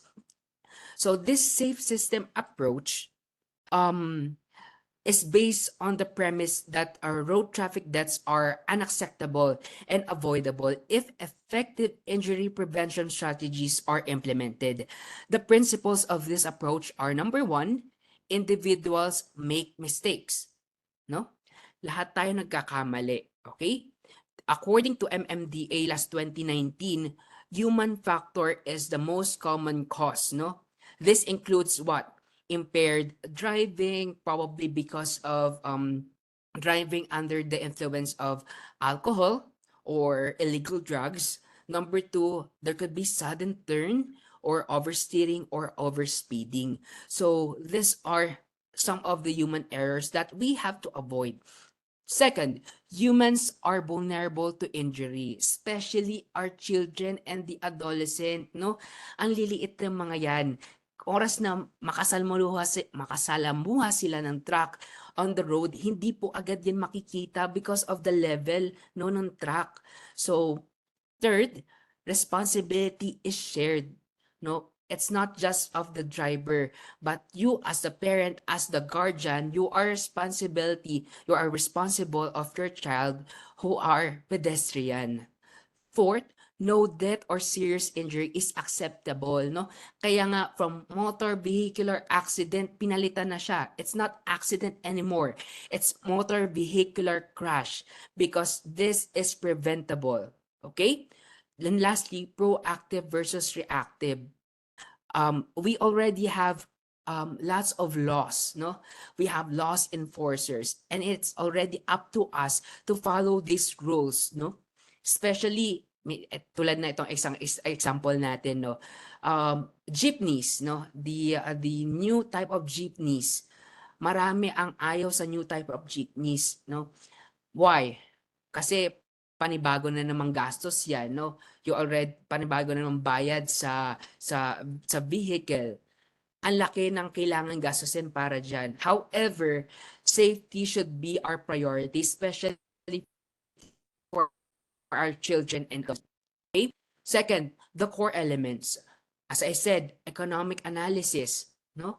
Meron pa tayong sapat na pera or is our economic stable to promote this type of law or regulations. Second, priorities and planning. Ano ba ang pinaka cause of this road crash? Doon tayo magsimula, doon natin simulan. Third, monitoring and evaluation. Kailangan nandiyan lagi ang police visibility is very important, no? We have to not just to promote awareness but also to um, implement these laws and regulations. Then, of course, strong targets and data. We have to have a good statistics, no?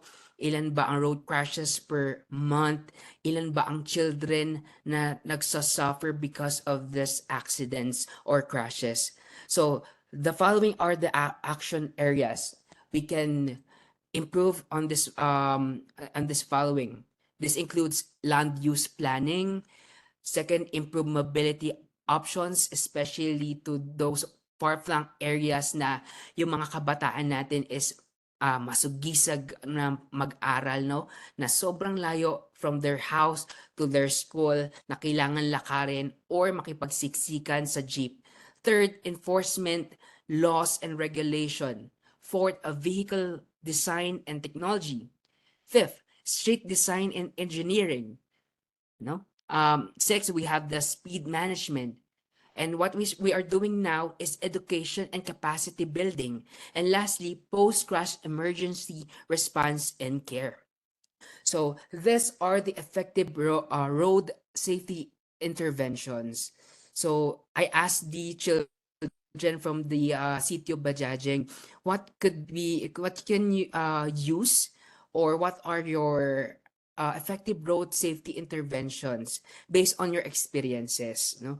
So some says they uses helmets or seat belts, and most of them answers na tumawid sa tamang tawiran. Okay?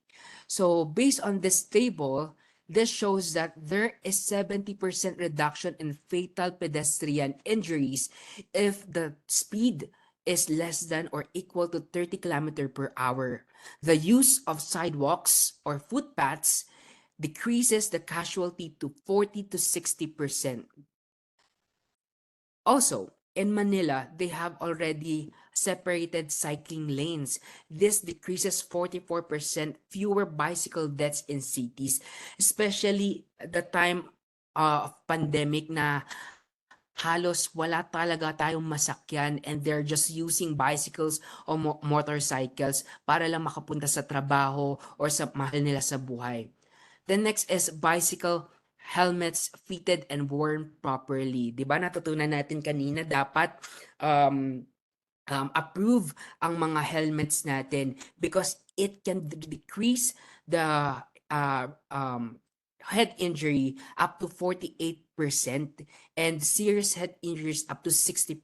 Ganun kalaki. At tulad na sabi ko kanina, karamihan ng ikinamamatay ng mga kabataan na involved in road crashes is serious head injury.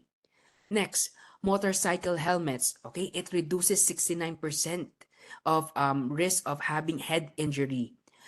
Child passenger restraints. So this includes your seat belts, no? It can reduce your serious injuries up to 95% when used properly. Yung iba kasi si seat belt nga pero not properly secured, no? Minsan tinatali na lang, minsan kinakabit na lang on the waist, but this should be worn properly. Then, of course, your seat belts. The street lights are very important, especially kapag sa lugar na far-flung areas, madilim, medyo madulas daan, foggy. It can reduce up to 25% of pedestrian injuries. And lastly, graduated licensing programs. Okay? So, dapat matuto tayo or makinig with the lectures no na binibigay ng ating mga police persons or kung sino man po ang officers na nakakaalam with regards to road safety interventions. So lastly, we have the road safety tips, no? Ito, pinakabisado ko ito sa mga adolescent from Sitio Bajajeng. So these are the road safety tips. Number 1, do not text or call while driving and crossing the street. No? Number 2, do not drink alcohol if you will drive later. Sabi ko naman, naku, hindi ito applicable sa mga kabataan or dun sa mga bata. But when I ask, no, ilan sa kanila ang umiinom or sino sa kanila ang may mga kaibigan na umiinom na, naku po, 50% of them answer yes, no? So ang alcohol is a very one of the most common cause of motor vehicular crash, and ang masama pa, ang mga kabataan natin is natututo na rin uminom. So maybe no, our parents, the guardians are responsible of teaching, this young drivers, of responsible driving. Third, do not drive if you are sleepy. Syempre nga naman. Fourth, always use your seatbelt properly. Fifth, use helmet when driving or riding motorcycles and bicycles. Next, maintain your vehicle in optimum performance. Always check your vehicle before you go to travel, no? Always comply with traffic rules and regulations including speed limits. Okay? Lagi tayong sumunod sa batas trapiko. Okay? Minsan nakikipag-away pa tayo sa mga law enforcers natin, which is hindi rin maganda, no? Yung mga magulang natin, madalas yung mga kabataan kasi sasabihin nila, nako, ayan na yung pulis, ayan na yung pulis. Ngayon, ang mga kabataan lumalaki silang may takot o may galit sa mga pulis. No? Even sa doctor, sasabihin nila, ayan na yung doctor, ayan na yung doctor, nako, tutusukan na kayo. So hopefully, in the near future, no, we make a better environment, no? Turuan natin na ang mga kabataan, ang mga bata na rumispeto, okay, at sumunod sa batas trapiko. Respetuhin din ang mga police natin. There are law enforcers. They're doing their job for us to provide road safety. Lastly, give courtesy to other cars and pedestrian. Avoid jaywalking. Nako, as simple as jaywalking, napakahirap na para sa atin na sundin, no? So, simulan natin sa atin. Simulan natin with sa pagtawid sa tamang tawiran. And lastly, if you are on medication before driving, ask your doctor if your medicine induces sleep. Okay? So, in conclusion, road traffic injuries are the leading cause of death for children and adults in age 5 to 19 years. Risk factors includes the children age, gender, social, environmental factors that affects road safety in general. Road safety actions at global, regional, and national levels should focus on evidence-based interventions that are designed and implemented in an integrated safe system approach, combining engineering, enforcement of legislation, and education interventions. Where effective road safety interventions exist, they should be adopted, implemented, and widely enforced at the local, regional, and national levels. And to the parents, drivers, and to our legislators, every child has a right to have a healthy and safe environment. Reduction of child road traffic injuries, deaths, and environmental impacts are critical to achieve this. So always remember to stop, look, and listen. Thank you very much. This is Dr. Isidro. Isang magandang umaga po. So our Department of Pediatrics, the Philippine Pediatric Society Nardlozan chapter, maraming salamat po for reminding us regarding the pedestrian and road safety for children. So may we give Dr. Isidro a round of applause. And before we proceed with the question and answer portion, no, habang nag-iisip pa yung ating mga participants ng kanilang question, actually madami na nag-send, nag-direct message for our resource speaker, no? Marami tayong sasagutin ng mga katanungan patungkol sa road safety, traffic rules, and regulations. At this juncture, no, allow me again to acknowledge muna, meron po tayong mga kasamahan, isang maulang umaga po mula po sa Barangay Scout Barrio. Good morning po sa inyo dyan. And at this moment, may we express our gratitude to our resource speaker. May I request everyone to kindly open your camera. But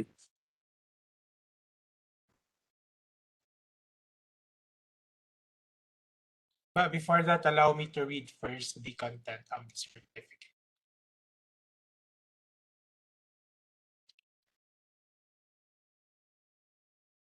Republic of the Philippines, Department of Health, Baguio General Hospital and Medical Center, Baguio City.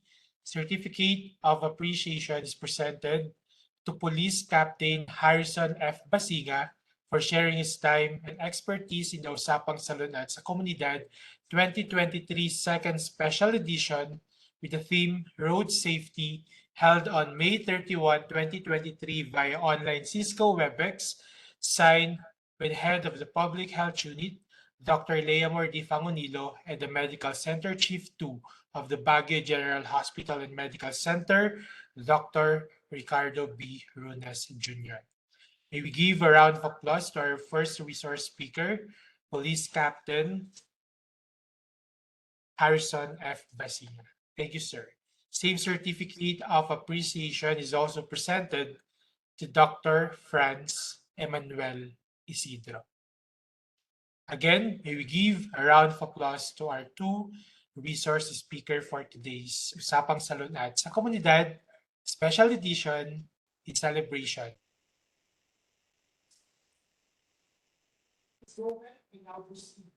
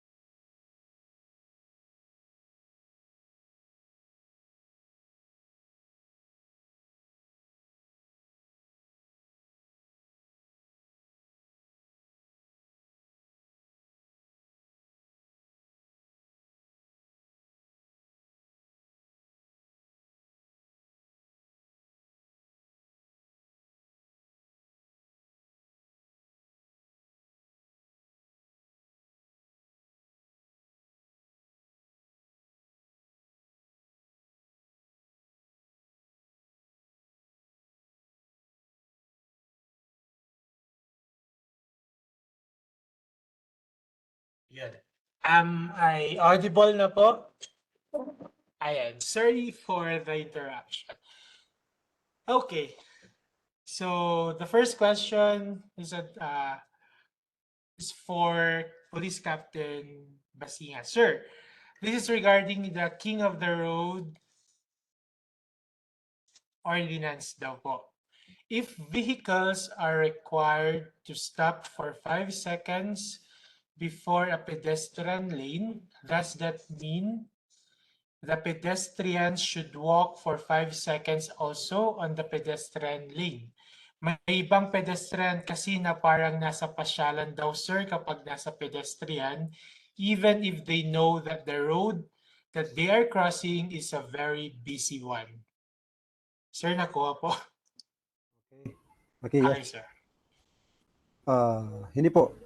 The 5 seconds mandatory stop is for the vehicle to observe within 5 seconds kung may magkocross na pedestrian at kung wala, magpuproceed na siya. At yung mga pedestrian naman, dapat sana, they will treat the pedestrian na isang busy part ng kalsada. They have to walk normally, hindi yung kung time na nandun sa pedestrian, sa kanila bubuksan yung cellphone, tapos magsi-cellphone pa habang naglalakad, tapos pag nasa sidewalk na, saka normal na paglalakad, parang nanluloko. It is not, hindi po ganun yung 5 seconds. It's for the motor vehicle driver to observe 5 seconds. Hindi yung mabilis when approaching a pedestrian. Yun po yun. Habang may mga nagko-cross po na tao, they have to cross. Ubusin yung mga tao. Okay. Okay, sir. Thank you. I guess that's clear po, no? So, just a reminder po to our sa mga dumadaan po sa pedestrian, walk normally. So, this is a very busy street po. However, for the 5 seconds, this is a reminder po sa ating mga drivers po, no, na before 5 seconds bago mag-approach doon sa pedestrian ay dapat mag-slow down na po, sir. Okay. Thank you, sir, for that. Next question, sir. Sino raw po, sir, ang authorized na magbaklas ng plaka, sir?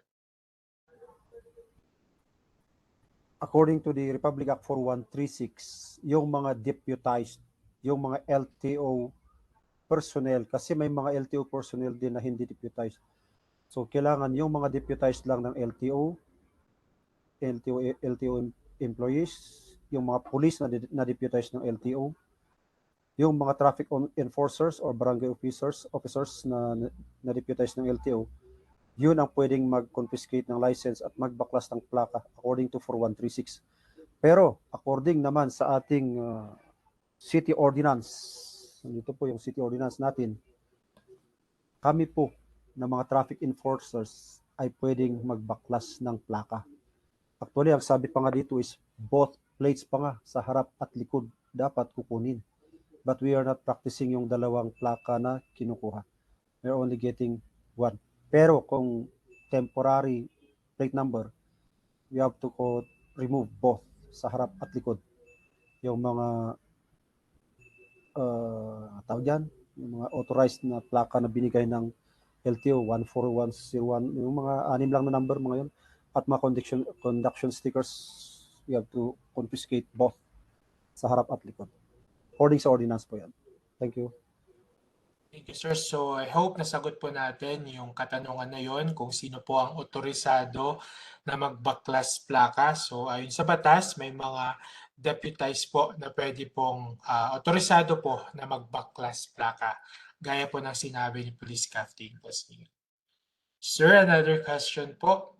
Sir, bakit raw po hindi consistent ang ating mga law enforcer na meron po silang nakikita na nag-U-turn daw po sa Session intersections ng Maharlika going to Upper Session Road. May pulis naman daw po doon, sir. Hindi ko ma-picture yung pinanggalingan ng sasakyan, pero ang pagkaintindi ko, for example, galing siya ng Session Road going down, di po ba? Going down. Yes po. Tapos sa harap na siya ng Maharlika, ganun po ba yun? And then mag-U-turn siya going up again sa Session Road. Ganun po ba yun? And then may police pa doon. Yun po, hindi naman agad-agad nahuli doon. Baka yung naka-observe noon, nakita niya may police, bakit hindi niya in-apprehend? Through radio po, mayroon kaming radyo na ginagamit. And every traffic personnel ay may radyo po, itatawag niya at ma-apprehend yung tao, yung vehicle na yun sa taas. So baka nakita mo yun na nag-U-turn doon sa baba at akala mo siguro ay pinabayaan na lang, pero yun po tinawag through radio at baka na-apprehend sa taas. Bawal na bawal po doon na portion sa harap ng Maharlika coming from Session Road going down and U-turn ka na paakyat. Bawal na bawal po yun. As much as bawal din po doon ang bisikleta at motorsiklo, may mga signage po din. Niraradyo po yun. Baka nahuli din po yun. Thank you. Thank you, sir. So I hope that's clear din po, no? Bawal po mag-U-turn doon sa lower session na pabalik muli pataas po ng upper session. Thank you, sir. Another question, Police Captain, this is in relation po ng presentation po ng ating ni Dr. Isidro regarding the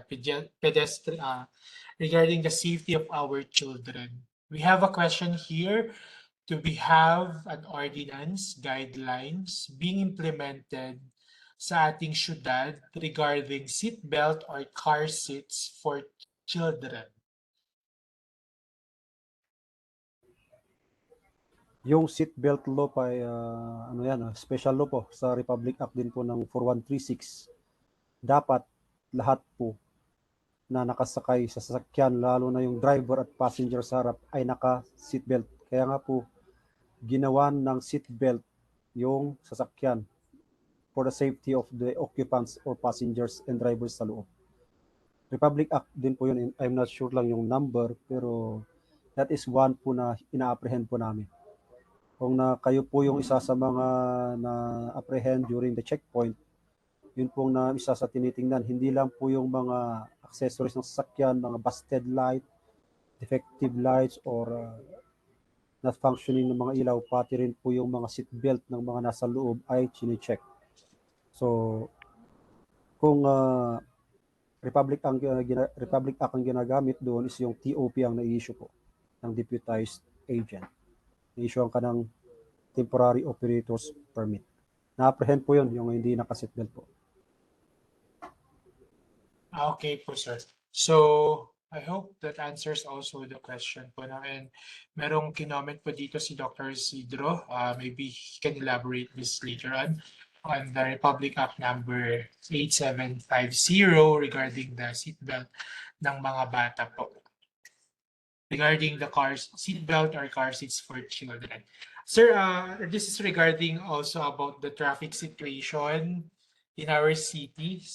May nag-message po na paano po mamamanage or kailan po bang i-manage dito sa may park daw po ng papuntang GovPac. Sobrang naiipunan po ng sasakyan dito sa may part ng SM. Yun po yung bottleneck po papunta-punta. So, any comment po, sir? Yes, dyan po nagkaka-bottleneck coming from Upper Harrison Road, entering po yung GovPac doon sa terminal ng mga bus. Kasi dyan yung isa sa mga entrance ng SM parking. Alam naman natin ang SM parking area, isa sa pinakamura ang charge nila, di ba? Laking tulong sa mga residents yun 50 pesos the whole day, hanggang sa gabi ka doon. Doon lahat pumipila yung mga sasakyan. And also, yan po ang pinapasukan ng mga buses natin.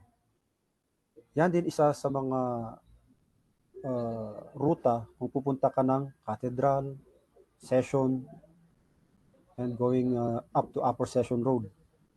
Yang kalsada na yan. So, ina-addressan po natin yan. Sometimes, napapansin nyo, pinapaalis namin yung mga nakapila po dyan na papasok ng SM parking area kung full na po yung parking area nila. However, kung open pa, nagpapapasok pa sila, okay, we let go, papasok. Sige, pasok kayo dun sa parking area. Pero kung puno na po, we have to alisin na natin yung mga sakyan dyan. Go na, wala nang naka-waiting dyan. Dapat wala na po. At kung i-insist mo, matitikitan ka for obstruction. Sometimes na din naman, kinu-close din namin yung papasok ng gugpak. Pinapadiretso namin lahat ng mga private vehicles going down to Harrison Road. At iikot na lang po kayo sa Harrison Road going up to Petron, Calderon Street, and then sa Session. Ikot na lang po. Going up to the next parking area ng SM sa taas. Kung open din naman doon. At kung parehong sarado, we have to go around. Kailangan ang mga sasakyan ay gagalaw yan eh. Iikot-ikot. Hindi naka-steady para walang gridlock. Yung mga PUV, PUJ, mga jeepney, taxi, pinapapasok namin doon sa gugpak. Napapansin nyo yun? Bakit kaming mga private go down kami sa Harrison Road, hindi kami pinapapasok sa gugpak? Bakit jeep lang? Iba yung situation ng mga jeepney kasi hindi sila magpapark doon. Iikot-ikot din lang ang mga yan. Pero tapos magdadrop lang ng tao doon sa gugpak and then aalis din yan. Pero yung mga private, iba eh. Papasok ng SM parking or may gagawin doon na magpapark sa gugpak which is not allowed din naman. So we allow you to just ikot-ikot lang. Basta ang mga vehicle ay gumagalaw, okay lang po yun. Ang capacity kasi ng City of Baguio, ang liit eh. When it comes to vehicle volume. Maliit lang po. Kaya pasensya na po kung kayo ay aming pinapaikot-ikot lang sa Baguio. Kapag puno na po lahat ang parking space, SM niya, dalawang area na yan. Yung old library, yung cathedral parking sa cathedral po. Kapag puno na po ang lahat na yan, wala po. You have to move around and look for a better parking space po na open. Yan po, thank you. Okay, sir. So dapat po wala pong obstruction dapat sa ating mga daanan para wala pong traffic. Okay, sir. In terms of ito naman pong sitwasyon po natin, sir, dito sa Marcos area po natin, going in and going out dito po sa may part ng Rotonda, based on the message po na we have observed na, sir, hindi yung consistency po ng pag 1 lane to 2 lanes going in and going out. Hindi po kasi, sir, consistent or may specific time po ba, sir, na ganitong oras, going in 2 lanes, going out 1 lane. Yung ganun po, sir. Hindi po kasi consistent, sir. Dito sa may part naman po ng ating Marcos area po. Yes, from BGH Rotonda to going out through Marcos Highway, talagang hindi consistent. Kasi ang mga traffic personnel po din doon, ang tinitingnan nila kung saan po yung volume. Kung wala ka nang papasukan sa Baguio, priority namin yung going out, 2 lanes. So nakikita nyo, ang Marcos Highway na yan from BGH Rotonda to Santa Catalina to Macdores area doon sa entrance ng Bakakang Barangay. 3 lanes lang yan. So, yung decision po ng police doon na nandun, ito na naman, radio. Kung binato ng tao doon sa BGH Rotunda na puno na po yung going out, yung outbound. So sabihin naman ng nasa Old 500, yung Old 500 yung intersection ng Ligarda at Marcos Highway. Sabihin din naman niya na okay, we will prioritize naman ang going out, 2 lanes. Dapat doon din naman sa Santa Catalina area, 2 lanes din naman ang hihilain niya going out. So through our radio, alam namin kung saan yung priority namin. Hindi yung consistent. Wala pong, dati-dati kasi sa umaga, 2 lanes going inside Baguio. And then sa hapon, 2 lanes going out Baguio. Yun po dati, all the previous years. Pero ngayon, through the radio, hindi naman pwedeng 2 lanes going in kung ang going out naman ang mas marami. So through our radio, mga traffic enforcers, ang ginagawa namin is kung saan yung mas maraming volume, yun ang priority natin. Hopefully, matuloy yung road widening dyan sa area na yan para maging 4 lanes yan. Yan ang hinihintay namin eh. Pero na yatang go signal this year to start yung road widening para masolve na yung problema dyan sa area na yan. Kasi dapat 4 or 5 lanes yung banda na yan. Dyan ang bottleneck talaga. Through the personnel na nandun po, dapat yung radio, dapat maunawaan din natin mga drivers hindi dahil bakit 1 lane pa rin, wala kami nakikita na mga sasakyan na kasalubong. Hindi po ba bigla-bigla yung pagpasok ng mga sasakyan. We have to use our traffic personnel doon na magmando. Yan po, thank you. Thank you, sir. I hope it answers po the question na, sir, na bakit hindi walang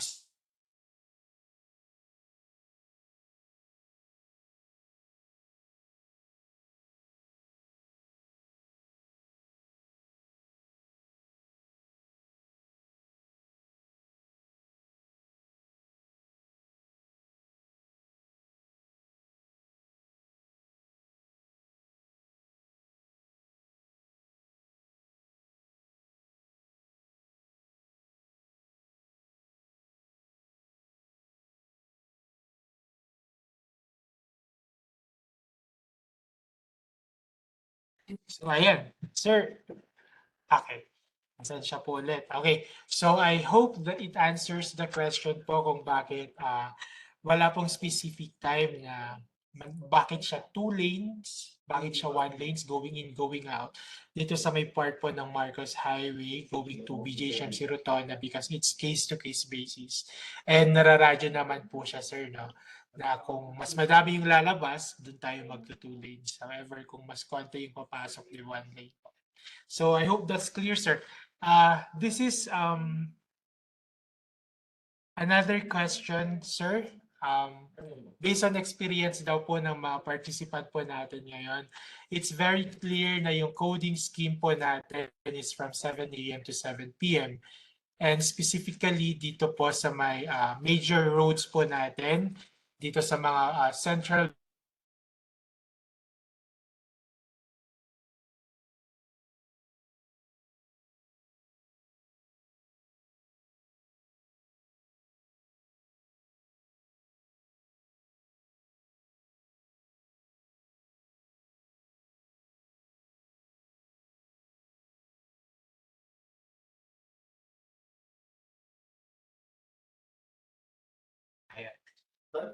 Hello po. Ayan, tanggalin ko na lang yung earphones. Okay, sir. Going back to my question, based on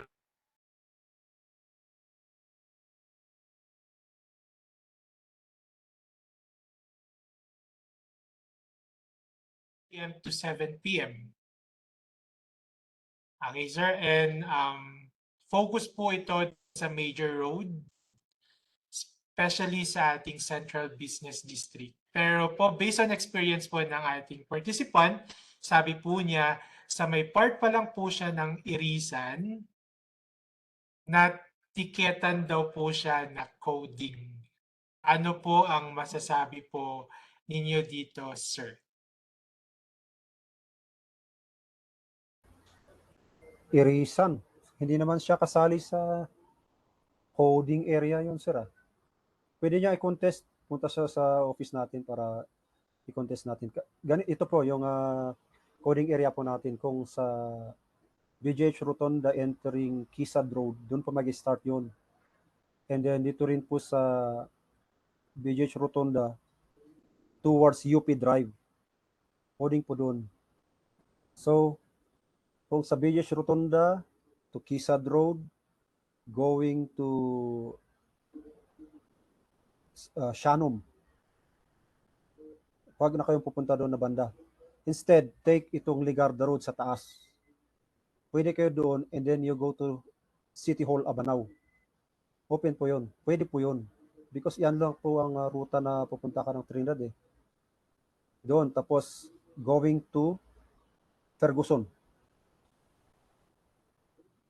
or Bukawkan. Then diretsyo na po kayo ng La Trinidad, Benguet. Yun po ang safe. Pero huwag nyo ipasok dito sa Magsaysay area from Slaughter area going inside. Bawal po doon, coding area. And then sa Trancoville area po, bawal din po yun. Dito po sa may Teachers Camp Bridge, Leonard Wood Road, papasok ng City of Baguio. Doon po ang start ng coding. Safe naman sa likod, sa South Drive, safe naman yun. Pero kung papasok ka naman ng Nevada Rotonda going inside to the Quezon Elementary School, coding area po yun. Safe naman kung military cut-off to BGH Rotonda. Safe po yun. Going down to Quezon, safe na yun. exit to Marcos Highway, safe kayo doon. So yun po yung mga area ng coding natin. Ayan, sir. So, to make things clear po, Police Captain, kung coding mo po, as long as hindi ka po doon sa CBD areas, you can still drive yung mga sasakyan po ninyo. Yes, you can still drive, pero outside of the coding area po. Okay, sir. In that case po, sir, na based on the message forwarded, saan po sila lalapit pag nabigyan na po sila ng ticket outside the coding area naman po na tiniketan sila na coding po sila. Para clear lang po yung understanding po ng manonood po natin na meron po kasing Yes. yung iba na tinitiketan sila pero since alam naman po na merong central business or coding areas na pwedeng tiketan pero natitiketan po kasi sila, sir. You just come to the office dito po sa dating Compact 4 sa harap po ng SM Session Road, itong Traffic Enforcement Unit Office para ma-explain po sa inyo. And then we can also cancel yung ticket na mali na binigay sa inyo. And we will try to contact yung enforcer to inform him or her na mali yung na-implement niya. Okay, sir. So maraming salamat po, Police Captain, for clarification. Okay, so we have another question. Pwede pong sagutin ni Police Captain and Dr. Isidro. Sir, how old daw po ba yung allowed pwedeng mag-drive ng motorsiklo sa roads ng mga teenagers? Meron po bang separate licensing po sila, Police Captain?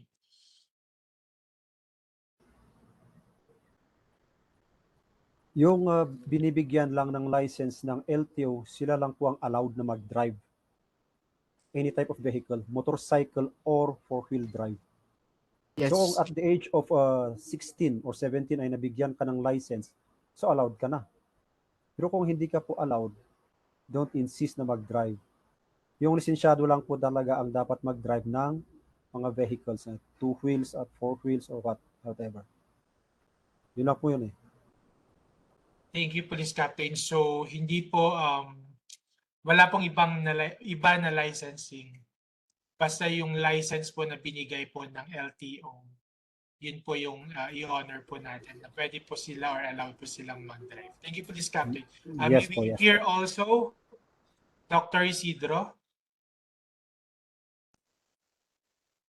Same with the to sir, no? A student permit can be given to at least 16 years old if you know how to read and write, you are physically and mentally fit, and you have at least 15 hours of course in driving, no? Bago kasi ngayon you have to have at least 15 hours of it's either online or face to face course with regards to driving and road safety. Then of course later on you can have your driver's license. Thank you. Thank you, Doc Isidro. So since may we listen or from you, Dr. Isidro, regarding the Republic Act number 8750 na minessage po ninyo dito sa ating chat box. This regarding po atas, Doc, doon sa car seats for children.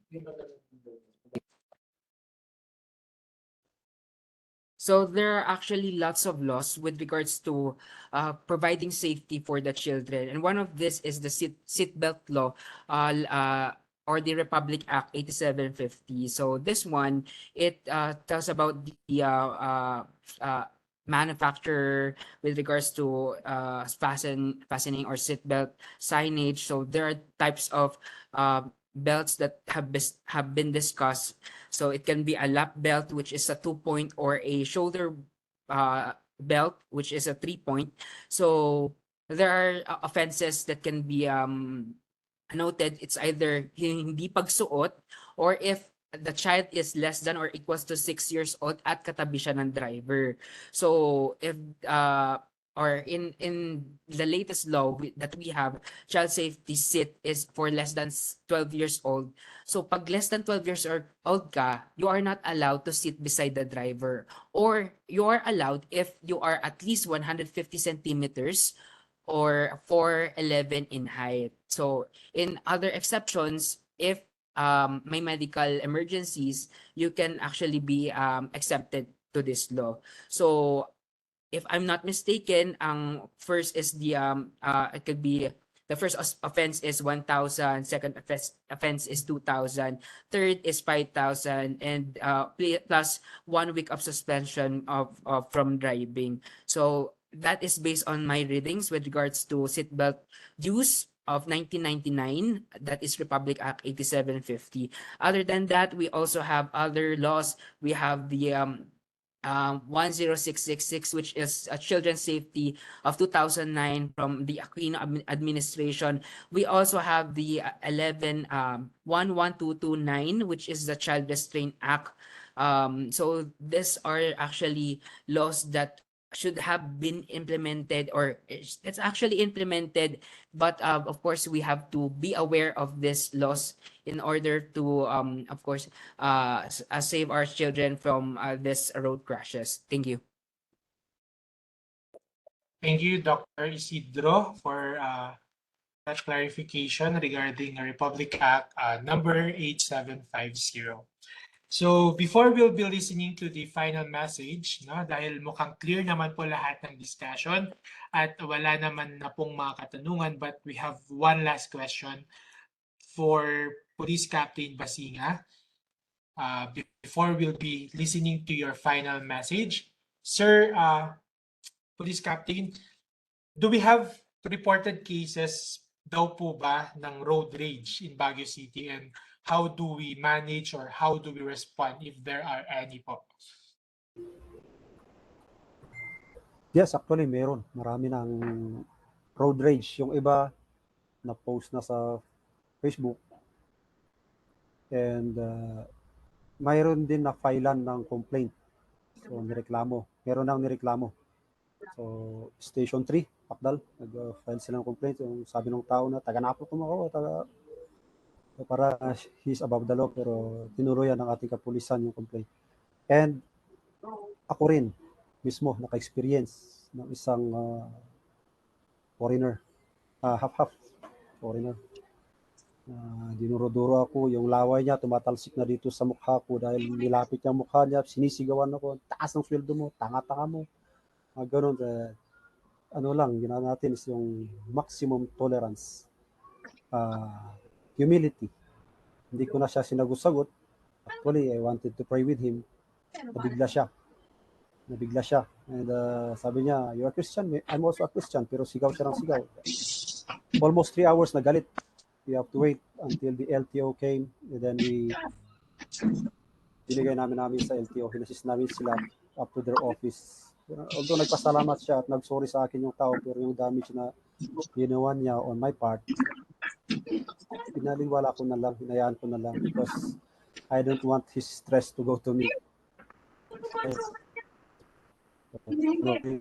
Tinolerate natin. Ganon din, yung mga ibang experience ng mga kasama natin na traffic enforcers, pinapagalitan, sinisigawan. It's very good ng ating kapulisan sa Baguio ay mababait. Although gusto naming physically harm yung person, pero hindi namin ginagawa. Ano na lang, hintayin na lang natin lumipas yung galit ng tao, and then later on, titikitan na lang. Ganun po, meron po yung mga road rage na yan, pero we have to do it humanely, sinasabi nila, kasi everybody has their own right, human right. So you treat them humanly. Ibang tamang pag-pronounce doon. Yun po. Meron po yun. Opo. So it's happening in Baguio also, sir, no? Hindi lang in Manila. And gaya nga sa no, maximum tolerance po talaga. We have to respond it, and we have to do it humanely. And buti na lang, sir, nagsabi mo, mababait po yung mga kapulisan natin dito sa Baguio. And maybe give a virtual clap to our police po dito po sa Baguio for that. So, ayun. Okay, so mukhang wala, just to read one comment po, sir, coming from Sir Thomas Andrews Monteros. So, I guess this is a suggestion or comment. So, dapat raw po yung mga rider, wag po sila sanang mag-overtake sa gilid ng mga pedestrian. And in relation po pala, sir, yung ating mga delivery riders, as observed po, no, of a message from our participants, sila po yung overtake ng overtake, and they're not concerned regarding their safety. Singit dito, singit doon. So yun po yung observation rin po ng nag-message po ng ating participant na yung ating mga delivery riders. Sila yung minsan na mukhang magkukos rin po ng disgrasya, pero sana hindi naman. But anyway, so mukhang clear po yung ating mga discussion ngayong araw in celebration of the Road Safety Month. And to formally end, before we formally end our activity, may we listen to your final message po.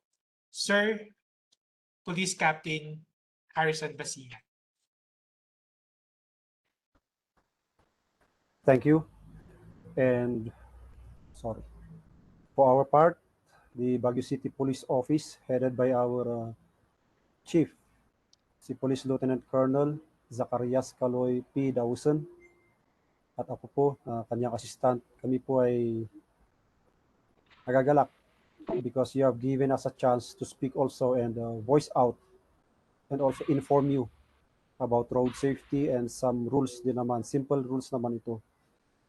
We just want to inform you na kung bawal po, wag nating ipilit.